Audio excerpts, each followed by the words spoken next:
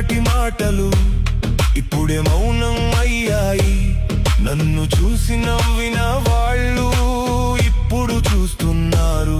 నేను మారలేదు, నేను పెరిగాను, దారి అదే స్థాయి.